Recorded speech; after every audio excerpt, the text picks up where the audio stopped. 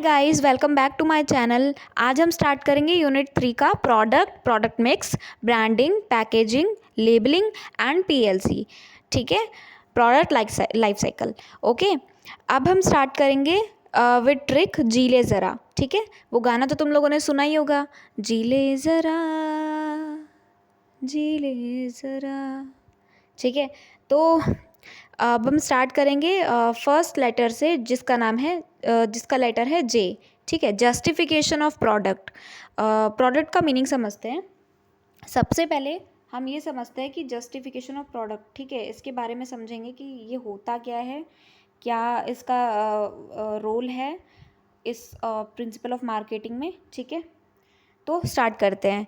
Product वो चीज़ होती है जो कस्टमर की नीड या वांट को सेटिस्फाई करती है। देखो गाइस, ये नीड एंड वांट वाला जो चीज़ है ना, ये तुम लोग नोट कर लो। ठीक है, ये आगे भी आएगा और हर चैप्टर में नीड एंड वांट की बात होती है। स्पेशली कंज्यूमर जब आ जाए तो कंज्यूमर में नीड एंड वांट की बात होती ही होती है।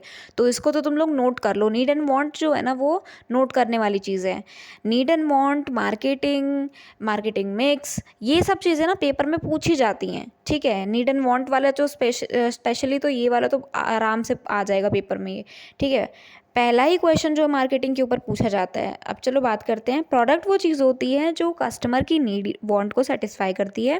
प्रोडक्ट टैंजिबल और इनटैंजिबल दोनों तरह से हो सकते हैं। टैंजिबल तुम लोगों को पता होगा, टैंजिबल क्या होता है। एक होता है कि कैन बी सीन और टच्ड। ठीक है, देखा जा सकता है, छुआ जा सकता है टैंजिबल गुड्स को। इनटैंजिबल गुड्स जो होते हैं उनको क्या करते हैं, हम छू नहीं सकते, देख नहीं सकते। ठीक है, टैंजिबल में आ जाएगा आपका, जैसे आपने कोई सामान बनाया, रॉ मटेरियल, ठीक है, वो आ जाएगा टैंजिबल में। इनटैंजिबल में क्या आएगा, आपकी जो सर्विसेज होंगी वो देखी नहीं जा सकती। आपकी गुडविल होंगी, पेटेंट हो गया, ट्रेडमार्क हो गया, फ्रेंचाइजी हो गया, ये सब आ जाएगा आपका इनटैंजिबल में। ठीक है, तो प्रोडक्ट जो होता है वो टैंजिबल यानी कि मोबाइल क्लॉथ्स हो गया, या इनटैंजिबल सर्विसेज जैसे बैंकिंग हो गया, इंश्योरेंस हो गया, दोनों हो सकता है। ठीक है, कस्टमर जो होता है वो प्रोडक्ट को वैल्यू के लिए बाय करता है।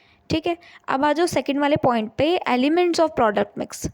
एलिमेंट्स में क्या है इसके, इसमें क्या लिखा है कि प्रोडक्ट मिक्स का मतलब होता है कंपनी के सभी प्रोडक्ट्स का टोटल कलेक्शन जो होता है उसी को हम बोलते हैं प्रोडक्ट मिक्स। यानी टोटल कलेक्शंस जो होते हैं उसी को हम प्रोडक्ट मिक्स बोलते हैं। एक कंपनी के पास मल्टीपल प्रोडक्ट लाइंस और वैरायटीज़ होती हैं जो उसके प्रोडक्ट मिक्स को बनाती हैं। ठीक है, अलग अलग लाइंस होती हैं, वैरायटीज़ होती हैं, उन वैरायटीज़ को जब हम मिक्स करते हैं तो बनता है प्रोडक्ट मिक्स। ठीक है, मिक्स नाम से ही पता चल रहा है, प्रोडक्ट का मिक्स जो होता है उसी को हम प्रोडक्ट मिक्स बोलते हैं। ठीक है, अब आ जाओ थर्ड वाले पॉइंट पे, एक्सटेंशन ऑफ प्रोडक्ट मिक्स। ठीक है, एक्सटेंशन ऑफ प्रोडक्ट मिक्स, एक सेकेंड, ये नीचे है, एक्सटेंशन ऑफ प्रोडक्ट मिक्स। इसमें हम इसकी क्या पढ़ेंगे, डायमेंशंस के बारे में, जिसमें हम पढ़ेंगे इसकी विड्थ, इसकी लेंथ, इसकी डेप्थ, इसकी कंसिस्टेंसी। ठीक है, प्रोडक्ट्स में क्या होता है, डायमेंशंस होते हैं, उसकी विड्थ कितनी है, लेंथ कितनी है, डेप्थ कितनी है, कंसिस्टेंसी कितनी है। इनके थ्रू क्या होता है, डायमेंशंस के थ्रू क्या होता है, कंपनी अपने प्रोडक्ट के रेंज को एक्सपेंड या मॉडिफाई कर सकती है। ठीक है, यानी अपने जो इनकी जो लेंथ, विड्थ, डेप्थ और कंसिस्टेंसी है उनके अकॉर्डिंगली अपने आप को कभी भी एक्सपेंड कर देगी, कभी भी वो मॉडिफाई कर सकती है। ठीक है, अब आ जाओ फोर्थ वाले पॉइंट पे, which is level of products. ठीक है, लेवल्स जो होते हैं प्रोडक्ट के, तीन तरह के लेवल्स होते हैं, एक चीज़ याद रखना, ये हो गया 1, ये हो गया 2, ये हो गया 3। ठीक है, पहले वाले में क्या आ जाएगा आपका, कोर प्रोडक्ट। ठीक है, कोर प्रोडक्ट आ जाएगा पहले वाले में। दूसरे वाले में क्या आ जाएगा, एक्चुअल प्रोडक्ट। ठीक है, तीसरे वाले में क्या आ जाएगा, ऑगमेंटेड। ठीक है, मैं इसको शॉर्ट में लिख देती हूँ, यहाँ पे ये आएगा नहीं, ऑगमेंटेड। देखो आ गया, ऑगमेंटेड प्रोडक्ट भी होते हैं। देखो कोर प्रोडक्ट में क्या होता है कि उसके जो बेसिक हो गए, जो बेनिफिट्स हो जाते हैं ना, वो बताए जाते हैं कोर प्रोडक्ट में। जैसे फॉर एग्जांपल मैंने एक चार्जर लिया, चार्जर के बारे में मैंने उसका बेनिफिट बताना शुरू कर दिया कि ये इतने वॉट का चार्जर है, इतने जल्दी ये चार्ज करेगा। ठीक है, ये उसके क्या हो गए, बेनिफिट्स हो गए। अब एक्चुअल प्रोडक्ट में क्या होगा, उसका फीचर्स, डिज़ाइन और ब्रांड की बात होगी। कौन से ब्रांड का चार्जर है, तो मान लो फॉर एग्जाम्पल सैमसंग का है, तो मैंने सैमसंग का नाम ले लिया, सैमसंग की फ़ीचर्स बताऊंगी मैं। फिर आ गया ऑगमेंटेड प्रोडक्ट। अब वारंटी आफ्टर सेल सर्विस ये सब देखा जाता है ऑगमेंटेड प्रोडक्ट्स में। ऑगमेंटेड में क्या होता है, मैंने मान लो बता दिया चार्जर लेके उसके फीचर्स वगैरह सब क्लियर कर दिया, लेकिन अब मैं क्या करूँगी ये बताऊँगी कि ये कितने साल तक चलेगा। फॉर एग्जांपल जो लोकल चार्जर्स होते हैं वो 6 महीने तक चलते हैं, लेकिन जो ब्रांडेड होते हैं वो कम से कम चलेंगे 3 साल तक। ठीक है, मिनिमम मैक्सिमम मैं बता नहीं रही, मैं सिर्फ एक रेंज तुम लोगों को बता रही हूँ। ठीक है, अब आ जाओ, ये क्या करता है, ये लेवल कस्टमर सेटिस्फेक्शन जो है वो बढ़ाता है। अब आ जाओ फिफ्थ वाले पॉइंट्स पे। फिफ्थ वाले पॉइंट में क्या है, essence of branding. Essence of branding के बारे में बताया है कि ब्रांडिंग जो है वो प्रोडक्ट को एक यूनिक नाम देता है। ठीक है, सिंबल देता है, आइडेंटिटी देता है। ब्रांडिंग से प्रोडक्ट क्या होता है, इजीली आइडेंटिफाई होता है और कस्टमर के माइंड में ट्रस्ट डेवलप होता है। फॉर एग्जांपल जब मैं बात करूँगी नाइकी की, तो आंखें अपनी बंद करोगे तो तुम लोगों को क्या दिखेगा, एक सर्कल दिखेगा, उसके अंदर एक तुम लोगों को एक टिक दिखेगा, एक टिक दिखेगा। तो ये क्या है, ये क्या है, ये उसकी छाप उसने छोड़ दी है। ठीक है, उसने ये छाप अपनी छोड़ दी है। अगर मैं बात करूँ नेस्ले की, नेस्ले का क्या है, एक मतलब नेस्ले का क्या सीन हो जाता है, नेस्ले का क्या होता है, नेस्ले जो होता है, एक सेकेंड, नेस्ले जो होता है उसमें ऐसे करके कोई पत्ती सी बनी होती है। ठीक है, तुम लोग देखोगे अगर तो नेस्ले ने क्या कर रखा है, अपनी छाप छोड़ी हुई है उस ब्रांड का, कि ये जो यूनिक नाम है ना वो कंपनी को और बेटर बनाता है। नाइकी एक यूनिक नाम है, एक यूनिक ब्रांड है, एक आइडेंटिटी है बढ़िया। ठीक है, उसके जब भी प्रोडक्ट की हम बात करते हैं उसका जो लोगो होता है हमारे दिमाग में छप जाता है तुरंत ही। और ये क्या करता है, कस्टमर के माइंड में ट्रस्ट बढ़ाता है, डेवलप हो जाता है अपने आप ही। अब छठे वाले पॉइंट पे आ जाओ, ज़ील ऑफ ब्रांड लॉयल्टी। ठीक है, ब्रांड लॉयल्टी वाला तो मैं तुम लोगों को पिछले 2 यूनिट से बताती आ रही हूँ कि स्ट्रॉन्ग ब्रांडिंग से क्या होता है, ब्रांड लॉयल्टी डेवलप होती है। लॉयल कस्टमर्स जो होते हैं वो बार बार वही ब्रांड्स खरीदेंगे, जिससे कंपटीशन का इम्पैक्ट कम होता है। ठीक है, लॉयल कस्टमर्स जो होंगे वो क्या करेंगे, बार बार उसी दुकान पे आएंगे, क्योंकि उनको पता है कि ये जो दुकान है इससे हम सालों से खरीद रहे हैं, उनका वो ट्रस्ट बिल्ड हो चुका है, वो बार बार उसी दुकान पे जाएंगे। इससे क्या होगा, जो बगल वाली दुकान होगी वो जो लगी होगी, मान लो ये दुकान है, एक फॉर एग्जांपल ये एक दुकान है। ठीक है, ये एक दुकान है, ये एक दुकान है। ठीक है, अब ये दुकान है, इस पे बार बार कस्टमर, 2-3 कस्टमर लगे पड़े हैं, ये देखो एक मतलब लाइन से जा रहे हैं अंदर। तो क्या करेंगे ना, इनकी एक गुडविल बन चुकी है, ये क्या है, गुडविल क्रिएट हो चुकी है। गुडविल जो है ये क्रिएट हो चुकी है इस दुकान के प्रति, इन लोगों की। ठीक है, अब ये इस दुकान पे क्यों नहीं जा रहे हैं, क्योंकि इनके सामान जो हैं वो बहुत महंगे हैं। एक तो प्राइस इनका बहुत ज़्यादा है, क्वांटिटी अच्छी नहीं है। ठीक है, और दूसरा अगर अच्छी होगी भी ना तब भी ये इस दुकान में नहीं जाएंगे, क्योंकि सालों से इसी दुकान से ले रहे हैं। तो ये सारे लोग क्या करेंगे, इसी दुकान से खरीदेंगे, इस वाली दुकान से खरीदेंगे। ठीक है, इससे क्या होगा, कंपटीशन अपने आप ख़त्म हो जाएगा, क्योंकि 10 के 10 जब लोग इसी में आ रहे हैं तो इसमें तो कोई आएगा ही नहीं, तो कंपटीशन तो अपने आप ही कम हो गया। ठीक है, उनको तो मौका ही नहीं मिला अपने प्रोडक्ट्स को एक्सप्लेन करने का, कि हमारे जो प्रोडक्ट्स हैं वो अच्छे हैं कि नहीं हैं, क्या है, मतलब कुछ भी एक्सप्लेन करने का उनको मौका ही नहीं दिया कस्टमर्स ने। ठीक है, क्योंकि वो गुडविल बना चुके हैं दूसरी दुकान से, तो अब वो दूसरी दुकान पे नहीं जाएंगे, अब वो तभी जाएंगे जब उनको डिससेटिस्फैक्शन होगा उस दुकान से। अब आ जाओ नेक्स्ट वाले पॉइंट पे, that is attraction through packaging. Attraction word तो तुम लोग समझ ही गए होगे, अट्रैक्शन होता क्या है, जैसे तुम लोगों को हो जाता है अट्रैक्शन, अरे मजाक कर रही हूँ। अट्रैक्शन जो होता है, अट्रैक्शन थ्रू पैकेजिंग में होता है। पैकेजिंग प्रोडक्ट को डैमेज से प्रोटेक्ट करती है। ठीक है, पैकेजिंग क्या होती है, तुम लोगों ने पैकेजिंग तो देखा ही होगा। पैकेजिंग में क्या होता है, फर्स्ट लेयर होती है, सेकंड लेयर होती है, थर्ड। फर्स्ट लेयर, जैसे मान लो मैंने एक यहाँ पे मान लो मैंने एक क्रीम मंगवाई, ये मान लो एक क्रीम है बोरोप्लस BP। ठीक है, ये एक क्रीम है, मैंने ये मंगाई। अब ये जो इसके ऊपर जो कवर है ना, जो इसके ऊपर ये जो कवर है ना वाइट कलर का, ये क्या है, ये इसकी फर्स्ट लेयर है, फर्स्ट लेयर ऑफ पैकेजिंग है। ठीक है, अब मैं क्या करूँगी, इसको एक सामान में पैक करूँगी। पहले इसकी टेपिंग कर दी मैंने, ये देखो यहाँ पे टेपिंग हो रही है, तो ये टेपिंग क्या हो गई, सेकेंड लेयर हो गई।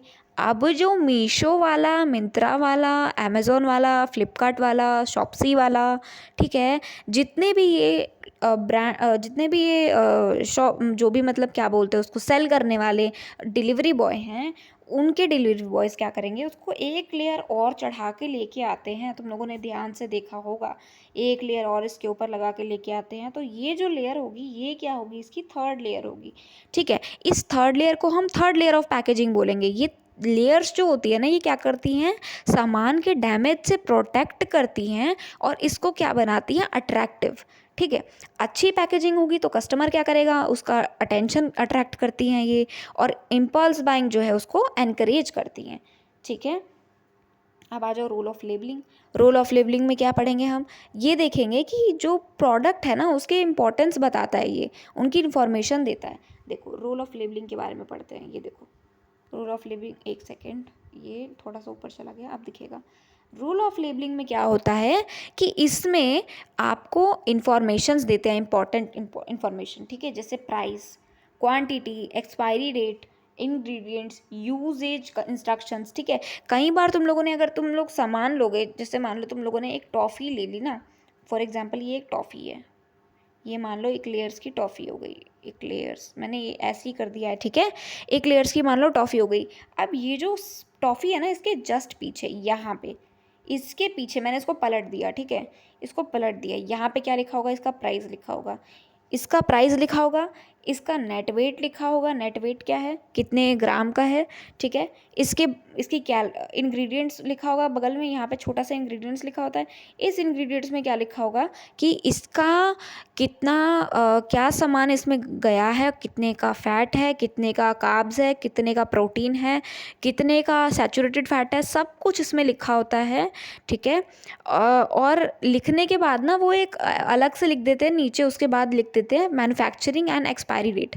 मैन्युफैक्चर कब हुआ है, एक्सपायरी कब होगी इसकी डेट, वो सब भी लिख देते हैं। ठीक है, सब कुछ वो बताते हैं उस इंस्ट्रक्शन में। इसमें क्या होता है कि कस्टमर को राइट डिसीजन लेने में ये हेल्प करता है। फॉर एग्जांपल अगर एक्सपायरी है तो नहीं लेगा वो। अब तुम लोगों ने देखो गाइस, ब्रेड्स देखे होंगे, ब्रेड्स क्या होता है, उसकी डेट्स जो होती है ना वो कुछ ही दिन तक की लिमिटेड होती है। अब मान लो मैं दुकान पे गई, मैंने 10 रुपये का ब्रेड खरीदा, उसकी जो एक्सपायरी डेट है ना वो आ गई है। अब मान लो आज की एक्सपायरी डेट है, तो मैं क्या, या तो मेरे पास दो चॉइस है, या तो मैं उस ब्रेड को ले जाऊँ अपने घर, उसी से यूज़ कर लूँ, क्योंकि आज तो एक्सपायरी डेट है ना उसकी, लेकिन आज अभी एक्सपायर तो नहीं हुआ ना, अभी एक्सपायर आज होगा। अगर आज मैंने यूज़ नहीं किया, आज रात के 12 बजे तक यूज़ नहीं किया, तो वो एक्सपायर हो जाएगा। ठीक है, तो मैं क्या करूँगी, या तो मैं उसको यूज़ कर लूँगी, या तो मैं क्या करूँगी कि उसको वापस कर दूँगी दुकान वाले को और बोलूँगी कि मुझे जो डेट ज़्यादा वाली है ना, जो ज़्यादा दिन तक जिसके ऊपर डेट है, मुझे वो वाला ब्रेड चाहिए, क्योंकि मुझे आज नहीं बनाना, तो मैं आज वो वाला क्यों लूँगी। मैं क्या करूँगी, मैं अगले दिन तक का लूँगी या परसों तक का लूँगी, क्योंकि मुझे यूज़ तो परसों तक करना है ना, इसलिए। तो वो चीज़ क्या करेगी, कस्टमर को राइट डिसीजन लेने में हेल्प करेगी। अब यहाँ पे क्या हुआ, राइट डिसीजन हुआ। राइट डिसीजन क्या हुआ, मुझे परसों का यूज़ करना है तो मैं आज नहीं लूँगी, ये राइट डिसीजन हुआ। ठीक है, अब आ जाओ 9th वाले पॉइंट पे, that is awareness of product life cycle. इसमें क्या होता है, देखो 4 स्टेजेस होते हैं, introduction, growth, maturity and decline. ठीक है, सबसे पहले आप अपने प्रोडक्ट को इंट्रोड्यूस करते हो, इंट्रोड्यूस करने के बाद कुछ दिन बाद उसकी ग्रोथ होनी शुरू होगी। ग्रोथ के बाद एक मैच्योरिटी पीरियड आएगा आपका, जिसमें आपका सामान फेमस हो जाएगा, एंड एक पॉइंट पे जाके आपका सामान जो है वो डिक्लाइन भी करने लगेगा। हर स्टेजेस में क्या होता है, सेल्स और प्रॉफिट का पैटर्न अलग होता है। ठीक है, अब आ जाओ 10th वाले पे, that is adjustment of marketing strategy. ठीक है, इसमें क्या होता है कि PLC यानी कि प्रोडक्ट लाइफ साइकिल, PLC यानी प्रोडक्ट लाइफ साइकिल, इसमें हर स्टेज जो होता है अपनी कंपनी को मार्केटिंग स्ट्रैटेजी जो होती है उनकी एडजस्ट करनी पड़ती है, जैसे कि प्राइसिंग, प्रमोशन, डिस्ट्रीब्यूशन, ताकि प्रोडक्ट जो है वो मार्केट में सर्वाइव कर सके। ठीक है, उनको बतानी पड़ेगी कि प्राइसिंग क्या है हमारी, हम प्रमोशन किस तरह से करेंगे, डिस्ट्रीब्यूशन कैसे होगा। हर फंक्शन अलग अलग होता है और उनको एडजस्ट करना पड़ेगा ताकि मार्केट में सर्वाइव कर सकें वो लोग, मार्केट में अपना पैर जमा के रख सकें। ठीक है, क्योंकि मार्केट जो होता है वो डायनामिक होता है, आज अगर प्रॉफिट तो कल लॉस होना है, इसलिए उनको कंसिस्टेंट बनना पड़ेगा। ठीक है, अब आ जाओ फोर्थ, ये जो थर्ड यूनिट थी वो खत्म हो चुकी है, अब फोर्थ यूनिट पे आ जाओ। फोर्थ यूनिट है pricing, distribution and logistics. Pricing, distribution and logistics, इसकी जो ट्रिक है वो क्या है, चांदनी रात। चांदनी रात तो तुम लोगों ने सुना ही होगा यार। देखो ये तो बहुत मतलब 90s के टाइम से चलता आ रहा है चांदनी रात। ठीक है। अभी अभी हाल ही में थोड़े दिन पहले भी आया था चांदनी रात में गौरी के साथ में पता नहीं क्या क्या। ठीक है। तो चांदनी रात तो बहुत ही सिंपल ट्रिक है, वो तो तुम लोगों को याद 90s के टाइम से चल रहा है यार। ठीक है। तो फर्स्ट वाले पॉइंट पे आ जाओ चांदनी रात के, तो सी से हो जाता है यहाँ पे कंसेप्ट ऑफ प्राइसिंग। ठीक है। कंसेप्ट ऑफ प्राइसिंग में क्या पढ़ेंगे, प्राइसिंग का मतलब पढ़ेंगे। इसका मतलब क्या होता है कि प्रोडक्ट या सर्विस के लिए कस्टमर से कितना पैसा चार्ज किया जाएगा। ठीक है। कस्टमर से कितना पैसा चार्ज किया जाएगा, ये मार्केटिंग और प्रॉफिट जनरेशन का इंपॉर्टेंट पार्ट होता है। मान लो तुमने सामान बना लिया, तुम लोग डिसाइड ही नहीं कर पा रहे हो तुम लोगों का कीमत, तुम लोगों की जो कीमत है, मान लो 10 रुपये का सामान, 10 रुपये की तुम लोगों की कॉस्ट आई है बनाने में। ठीक है। अब तुम लोगों को ये डिसाइड करना पड़ेगा कि उसको 20 में बेचा जाए कि 30 रुपये में बेचा जाए। और ये भी तुम लोग पता है कैसे डिसाइड करोगे, ये देखोगे कि ट्रेंड क्या चल रहा है। वो सामान उसी मार्केट में, जिस मार्केट में तुम लोग हो, उसी मार्केट में वो सामान कितने रुपए का बिक रहा है। मान लो वो सामान बिक रहा है 20 का, तुम लोग बनाओगे, तुम लोग बेचोगे उसको 30 का, तो कोई तुमसे खरीदेगा नहीं। ठीक है। तो प्राइसिंग एक बेसिक फैक्टर है एक गुड्स को बेचने के लिए। अब आ जाओ दूसरे फैक्टर पे, एच वाले पे आ जाओ। एच जो है गाइज यहाँ पे करेक्शन है। ठीक है। एच जो है करेक्शन है यहाँ पे। एच जो है चांदनी रात तो तुम लोग को याद हो जाएगा। बस यहाँ पे देखो सारी ट्रिक्स जो हैं वो एप्लीकेबल हैं हर उस पर, कोई दिक्कत नहीं है। बस इस वाले यूनिट में ना मुझे ट्रिक मिल नहीं रही थी, तो मैंने ये बना दिया। बट तुम लोगों को ये बताना था कि एच जो है ना, ये एच जो है ये अलग होगा। एच जो है वो अलग होगा। एच यहाँ पे है बट यहाँ पे एफ से स्टार्ट हो रहा है। ठीक है। स्टार्ट यहाँ पे एफ से हो रहा है। बस तुम लोगों को यही बताना था, यही करेक्शन कर लेना प्लीज़ गाइस, थोड़ा सा एडजस्ट कर लो बस। मैंने सारी यूनिट कवर कर दी है, बस ये इस यूनिट में ही थोड़ी दिक्कत है, बाकी सारी यूनिट में सही है सब। ठीक है। आई थिंक आगे भी एक बार और आएगा। अभी बस दो तीन बार कहीं पे है, बस बाकी सब कुछ सही है। ठीक है। अब आ जाओ फैक्टर अफेक्टिंग प्राइस वाले पे। तो अफेक्टिंग प्राइस में क्या है, एक सेकेंड ये ऊपर कर लूँ मैं। हाँ, इसमें क्या होता है, अफेक्टिंग प्राइस डिसाइड करने में फैक्टर्स इंक्लूड होते हैं, जैसे कि कॉस्ट ऑफ प्रोडक्शन। अब मैंने तुमको बताया ना कितनी तुम्हारी कॉस्ट आई है उस प्रोडक्शन को, उस प्रोडक्ट को बनाने में कितनी कॉस्ट आई है तुम्हारी। कॉम्पिटिटर प्राइसिंग यानी मार्केट में क्या प्राइस चल रहा है, डिमांड क्या है उसकी, सप्लाई क्या है, कस्टमर का परसेप्शन क्या है, और लीगल रेस्ट्रिक्शन क्या है। ये सब तुम लोगों को फैक्टर देखने होते हैं कभी भी तुम लोग अगर सेल करने जाओगे तो। ठीक है। अब आ जाओ अप्रोचेज ऑफ प्राइसिंग स्ट्रैटेजीज पे। अप्रोचेज ऑफ प्राइसिंग स्ट्रैटेजी में क्या बताया है ये देखते हैं। देखो इसमें टेक्निक्स होती हैं कुछ, प्राइसिंग स्ट्रैटेजीज़ के मेजर कुछ अप्रोचेस होते हैं, जैसे स्कीमिंग प्राइसिंग हो गया, पेनिट्रेशन प्राइसिंग हो गया, कॉम्पिटिटिव प्राइसिंग हो गया, वैल्यू बेस्ड प्राइसिंग हो गया। स्कीमिंग प्राइसिंग में क्या होता है, हाई इनिशियल प्राइस तय होता है। पेनिट्रेशन प्राइसिंग में लो इनिशियल प्राइस तय होता है। और अगर तुम लोगों को कॉम्पिटिटिव प्राइसिंग और वैल्यू बेस्ड प्राइसिंग अगर जानना है तो उसके लिए मैं अलग से वीडियो बनाऊंगी अच्छे से डिटेल में, तुम लोग उसमें जान लेना। अभी शॉर्ट में इसलिए बता रही हूँ ताकि तुम लोग की खोपड़ी में घुस जाए, क्योंकि ये एक बहुत ही वाइड कंसेप्ट है। ठीक है। अब आ जाओ फोर्थ वाले पॉइंट पे, नीड फॉर प्राइसिंग डिसीजंस। ठीक है। प्रॉपर प्राइसिंग जो डिसीजन होता है कंपनी का, कंपनी को प्रॉफिट मैक्सिमाइज करने और मार्केट में पोजीशन बनाए रखने में हेल्प करता है। ठीक है। अगर गलत प्राइसिंग करोगे तो लॉस होगा, मार्केट शेयर का लॉस होगा, इसका रीज़न भी ये बन सकता है। ठीक है। अब आ जाओ डी वाले पॉइंट पे, डी वाले पॉइंट कह रही हूँ, हाँ डी वाले पॉइंट पे, that is distribution channels meaning. Distribution channels क्या होता है कि चैनल्स का मीनिंग ही ये होता है कि डिस्ट्रीब्यूशन चैनल का मतलब क्या होता है कि प्रोडक्ट का मैन्युफैक्चरर से लेकर कस्टमर तक का पाथ। ठीक है।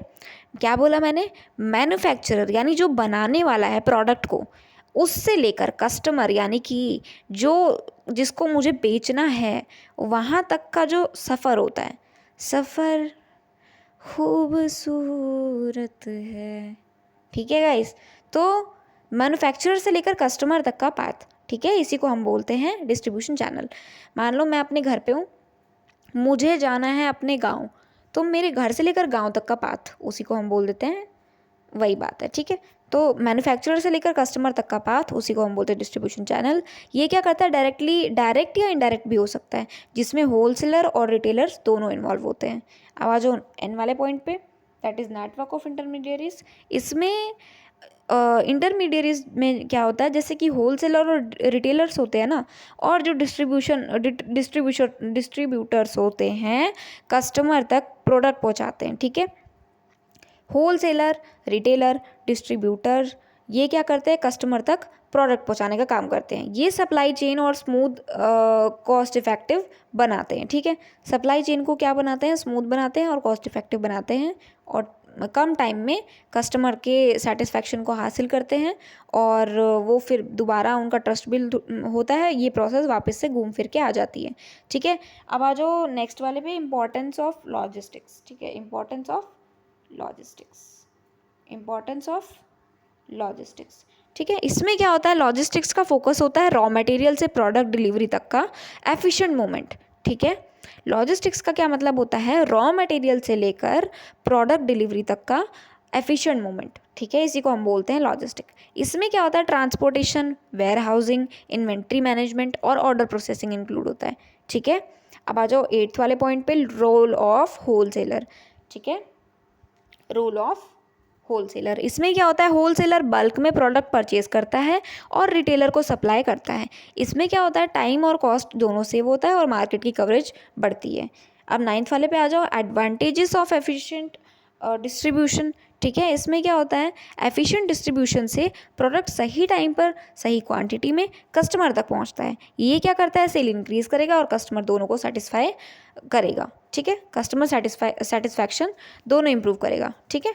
अब आ जाओ नेक्स्ट वाले पॉइंट पे, दैट इज़ ये भी हो गया ख़त्म। अब आ जाओ नेक्स्ट वाले पे, that is techniques of inventory management, ठीक है। ये वाला पॉइंट तो कवर हो गया। अब ये वाले पे आ जाओ, टेक्निक्स ऑफ इन्वेंट्री मैनेजमेंट। इसमें क्या होता है कि इन्वेंट्री मैनेजमेंट में स्टॉक्स को मेंटेन करना होता है ताकि ओवर स्टॉक या स्टॉक आउट ना हो, ठीक है। कई बार क्या होता है, हम सामान मंगा तो लेते हैं लेकिन वो बहुत ज़्यादा ओवर स्टॉक हो जाता है। अब उसको रखेगा, वेयर हाउसिंग के भी तो कॉस्ट आती है ना। हम जो सामने दिख रहा है ना डायरेक्ट कॉस्ट, वो तो हम देख लेते हैं, लेकिन उसके अंदर का जो इलेक्ट्रिसिटी बिल हो गया, उसका जो गेट पे जो खड़ा हुआ गार्ड हो गया, ठीक है, जो सामान की रखवाली कर रहा है वो गार्ड हो गया, उसको तो हम देखते ही नहीं, उसको तो कॉस्ट हम भूल ही जाते हैं, ठीक है। तो इनडायरेक्टली जो कॉस्ट होते हैं उसी को हम बोलते हैं ये सब, जो मैंने अभी तुम लोगों को बताया, इलेक्ट्रिसिटी बिल, ये सब हो गया इनडायरेक्ट कॉस्ट में आ गया, ठीक है। तो इसमें क्या होता है, स्टॉक्स को मेंटेन करने का जो मिनिमम क्राइटेरिया होता है ना, वो हमें रखना चाहिए, ना कि ओवर स्टॉक हो जाए, आउट स्टॉक, या फिर ऐसा भी ना हो जाए कि ओवर स्टॉक के डर से हम स्टॉक आउट, यानी कि बिल्कुल ही ना, कुछ रहे ही ना हमारे पास, ठीक है। हम इस डर से कि ओवर स्टॉक हो जाएगा तो हम मंगाए ही ना, स्टॉक रखे ही ना, ठीक है। अब आ जाओ, इसकी टेक्निक्स होती हैं। पहला टेक्निक का नाम है जस्ट इन टाइम, दूसरी टेक्निक का नाम है इकोनॉमिक ऑर्डर क्वांटिटी, और सेफ्टी स्टॉक इंक्लूड होते हैं, ठीक है। ये जो है, यहीं पे तुम्हारा 4th यूनिट ख़त्म होता है। गाइज, अगर तुम्हें जस्ट इन टाइम EOQ यानी इकोनॉमिक ऑर्डर क्वांटिटी के बारे में जानना हो तो प्लीज़ कमेंट कर देना, मैं तुम लोगों को बता दूंगी, ठीक है। यूनिट 5 पे आ जाओ, promotion, IMC, digital, social and sustainable marketing वाले पे, ठीक है। इस वाले पे आ जाओ, ये वाला जो अभी टिक किया है। अब इसका तो तुम लोगों को अच्छे से याद हो जाएगा। तुम लोगों ने वो गाना तो सुना ही होगा, हाय नी हाय नखरा तेरा नी, हाई रेटेड गबरून मारे, ठीक है। तो हाई रेटेड वाला जो गाना है ना, वही आता है इसमें, यही ट्रिक है इसकी। अब फर्स्ट वाले उस पे आ जाओ पॉइंट पे, H यानी कि हाई, ठीक है। तो H वाले पे आ जाओ, H वाले में क्या बताया है वो देखते हैं हम। H वाले में क्या बोला है कि प्रमोशन का main role helping in awareness creation. Promotion का मेन रोल क्या होता है, कस्टमर के माइंड में प्रोडक्ट के बारे में अवेयरनेस क्रिएट करना होता है, ठीक है। जब तक कस्टमर को प्रोडक्ट के बारे में पता नहीं होगा ना, वो परचेज ही नहीं करेगा, वो परचेज ही नहीं करेगा। प्रमोशन प्रोडक्ट को मार्केट में इंट्रोड्यूस करता है, ठीक है। पता तो होना चाहिए कि है क्या प्रोडक्ट, उसके बारे में पता तो हो। अब आ जाओ informing the customers. Informing the customers में तुम्हारा आ जाएगा प्रोडक्ट के फीचर्स, प्राइस, क्वालिटी, यूसेज, इसके बारे में इंफॉर्मेशन देता है, ठीक है। एडवर्टाइजिंग और डिजिटल मार्केटिंग के थ्रू कस्टमर्स को क्लियरली बताया जाता है कि प्रोडक्ट उनके लिए कैसे यूज़फुल है, किस तरह वो इसका यूज़ कर सकते हैं, ठीक है। अब आ जाओ जनरेटिंग डिमांड वाले पॉइंट पे, दैट इज़ 3rd वाला पॉइंट। इसमें क्या है कि प्रमोशन डिमांड क्रिएट करने में हेल्प करता है। Attractive ads, offers, discount customer को क्या करेंगे, प्रोडक्ट बाय करने के लिए मोटिवेट करते हैं कि जाओ भाई ये तो बहुत ही बढ़िया प्रोडक्ट है, अब तो हम जाके इसको खरीद के ही आएंगे। इससे क्या होगा, सेल्स क्या होगी, इंक्रीज होगी। अब आ जाओ फोर्थ वाले पॉइंट पे, हैंडलिंग कंपटीशन। हैंडलिंग कंपटीशन वाले पॉइंट में क्या है कि स्ट्रॉन्ग प्रमोशन होगा अगर कंपनी का, तो कंपनी को ना अगर स्ट्रॉन्ग प्रमोशन कंपनी को कंपटीशन फेस करने में क्या करेगा, हेल्प करेगा। स्ट्रॉन्ग प्रमोशन होगा तो कंपटीशन नहीं उनको फेस करना पड़ेगा। जब मार्केट में ज़्यादा कॉम्पिटिटर्स होते हैं ना, तब इफेक्टिव प्रमोशन प्रोडक्ट को अलग और बेटर शो करता है। ठीक है, इस पॉइंट में ये बताया था। नेक्स्ट पॉइंट में क्या बताया है, रोल ऑफ एडवर्टाइजिंग। ठीक है, रोल ऑफ एडवर्टाइजिंग पे आते हैं। इसमें क्या बताया है, एडवर्टाइजिंग का जो जरिया होता है, तुम लोगों को गाइस अच्छे से पता होगा, सोशल मीडिया तो सबसे बेस्ट मीडियम है ऑफ एडवर्टाइजिंग। ठीक है, एडवर्टाइजिंग प्रमोशन मिक्स का सबसे इंपॉर्टेंट टूल क्या होता है, टीवी हो गया, न्यूज़पेपर हो गया, सोशल मीडिया, ऑनलाइन एड्स हो गया। इनके थ्रू क्या होता है कि कंपनी मास ऑडियंस तक अपना मैसेज पहुंचाती है कि भाई ये सामान है, हमने ये बनाया है, खरीद लो। ठीक है, और उनको अच्छा लगेगा तो वो खरीदेंगे ज़रूर। ठीक है, तुम लोगों को तो पता ही है सोशल मीडिया पे खासकर लड़कियां, ठीक है, रिलेट कर रही होंगी इस चीज़ से। कोई भी इयररिंग्स आ रही होती है, कोई भी टॉप आ रहा होता है, कोई भी कुर्ती आ रही होती है, कुछ भी ड्रेसिंग का कुछ भी आ रहा होता है, मेकअप से रिलेटेड कुछ भी, स्किन केयर से रिलेटेड आ रहा होता है ना, उन लोगों को तुरंत ही अट्रैक्शन हो जाती है उस चीज़ से कि अरे यार कितना सुंदर लग रहा है, काश मेरे पास होता। ठीक है, या फिर बहुत सी लड़कियां ऐसी होती है जो ऐसे ऐसे चीज़ें पहन के आ रही होती है ना, इयररिंग्स। उनको कभी कभी क्या होता है ना, दूसरी अगर लड़की इयररिंग्स पहन के आ रही है ना, और अगर किसी और ने देख लिया, किसी और दूसरी लड़की ने देख लिया, अरे यार ये इयररिंग्स तो बहुत ही अच्छे हैं, मुझे भी पसंद है इयररिंग्स, मैं भी सर्च करूँगी मीशो पे, आज खरीदूंगी, आज तो मतलब खरीद के रहूँगी, मुझे नहीं पता इसके जैसे इसके पास आए कहाँ से, ये खरीदे कहाँ से इसने। ठीक है, तो ये सब हो जाता है। मैं सिर्फ एग्जाम्पल के लिए तुम लोगों को बता रहा था कि तुम लोग की खोपड़ी में घुस जाए। ठीक है, सीरियस मत ले लेना इस बात को। अब आ जाओ गर्ल्स, बुरा मत मानना प्लीज़, मैं तुम लोग को सिर्फ एग्जाम्पल देने के लिए बताया। ठीक है, अब छठे वाले पे आ जाओ, एडवांटेजेस ऑफ सेल्स प्रमोशन। इसमें क्या होता है, सेल्स प्रमोशन जैसे कि डिस्काउंट्स, कूपन्स, कैशबैक और फ्री सैंपल्स जो होता है वो शॉर्ट टर्म सेल्स को बूस्ट करते हैं। जैसे मान लो मेरी सेल्स नहीं हो रही, मैं क्या करूँगी, तुरंत ही उस पर डिस्काउंट, जो तुम लोगों को दिखता है ना ये डिस्काउंट चल रहा है, कूपन चल रहे हैं, कैशबैक चल रहा है, उनका ना माल बिक नहीं रहा होता है, इसलिए वो लगाते हैं डिस्काउंट, कूपन, कैशबैक। ठीक है, इसलिए वो फ्री सैंपल्स देते हैं तुम लोगों को। या तो उन लोगों की नई नई कंपनी खुली होती है, या तो उन लोगों का माल नहीं बिक रहा होता है, या फिर उन लोगों का माल जो होता है वो सड़ गया होता है। ठीक है, वही तुम लोगों को चिपका रहे होते हैं, और तुम लोग बड़े उछल उछल के जाते हो, अरे डिस्काउंट मिल रहा है, चल चल चल डिस्काउंट मिल रहा है, लेके आते हैं सामान। ठीक है, वो उनकी सेल्स बूस्ट करने के लिए होता है। ठीक है, ये कस्टमर क्या होता है, इंटरमीडिएट परचेज के लिए एनकरेज करते हैं। देख लो, एनकरेज मत हो जाना आपसे, क्या डिस्काउंट पहले चेक कर लेना ज़रूर कि अच्छा माल है कि गंदा माल है, तुम लोगों को चिपका देते हैं प्रोड्यूसर्स। ठीक है, अब आ जाओ सेवन्थ वाले पे, टूल ऑफ पर्सनल सेलिंग। ठीक है, इसमें क्या होता है, पर्सनल सेलिंग में सेलर और बायर के बीच में डायरेक्ट इंटरेक्शन होता है। ये टूल हाई वैल्यू प्रोडक्ट्स और सर्विसेज के लिए ज़्यादा इफेक्टिव होता है, जैसे इंश्योरेंस और रियल एस्टेट। ठीक है, इसमें क्या होता है, पर्सनल सेलिंग यानी कि बता रहा होता है बंदा, एक बंदा होता है जो बता रहा होता है सेलर को, सॉरी सेलर कह रही हूँ, बायर को, जो खरीदने वाला होता है और जो बेचने वाला होता है, उन दोनों के बीच में अच्छी खासी बातचीत होती है। ठीक है, कि जो बायर होगा ना वो बोलेगा अच्छा भैया कितने में दिया ये सामान, और सेलर बोलेगा कि ये सामान तो इतने में है, ठीक है ले लो बहुत अच्छा सामान है, सबसे अच्छा सामान जो है ना हमारी कंपनी में सबसे अच्छा सामान तो यही है। तो तुम लोग ना एनकरेज हो जाते हो कि अरे अरे ये तो बोल रहा है अच्छा है तो ले लेते हैं। ठीक है, तो यही बात होती है। और ये क्या करता है, उनके टूल्स, ये जो टूल्स होते हैं ना, हाई वैल्यू प्रोडक्ट्स और सर्विसेज के लिए ज़्यादा इफेक्टिव होता है, इसलिए ये लोग यूज़ करते हैं उस चीज़ को। अब आ जाओ एट्थ वाले पॉइंट पे, that is effective integrated marketing communication, जिसको हम IMC बोलते हैं। IMC बाबा रामदेव वाला चला ही हुआ, तुम लोग को याद करने में कोई दिक्कत होगी नहीं, बट बस वो पतंजलि वाला मत लिख के आ जाना। ठीक है, IMC का मतलब होता है इंटीग्रेटेड मार्केटिंग कम्युनिकेशन, पता चले तुम लोग वहाँ पे पतंजलि छाप के आ रहे हो, बाबा रामदेव। ठीक है, अब आ जाओ इस पे, इसमें क्या बताते हैं कि IMC का मतलब होता है सब प्रमोशन टूल्स, यानी कि advertising, sales, promotion, PR, digital marketing, इन सबको क्या करते हैं, एक ही कंसिस्टेंट मैसेज के साथ यूज़ करना होता है। इससे क्या होता है, ब्रांड की इमेज स्ट्रांग होती है। ठीक है, बहुत ही सिंपल था ये, दोबारा रिपीट कर देती हूँ। IMC का मतलब होता है सब प्रमोशन टूल्स, यानी कि advertising, sales, promotion, PR, digital marketing, इनको एक ही कंसिस्टेंट मैसेज के साथ यूज़ करना, इससे ब्रांड इमेज स्ट्रांग होती है। ठीक है, अब आ जाओ 9th वाले पॉइंट पे, दैट इज़ डिजिटल मार्केटिंग। ये तो सबको पता है आज के टाइम पे, डिजिटल मार्केटिंग तो किसी से छुपा ही नहीं है। ये हर जगह इंटरनेट पे, सोशल मीडिया पे, हर जगह किसी वेबसाइट पे, हर जगह फैला हुआ है, ठीक है। तो डिजिटल मार्केटिंग क्या है? Digital marketing internet, social media, email और वेबसाइट्स के थ्रू की जाती है और ये लो कॉस्ट की होती है।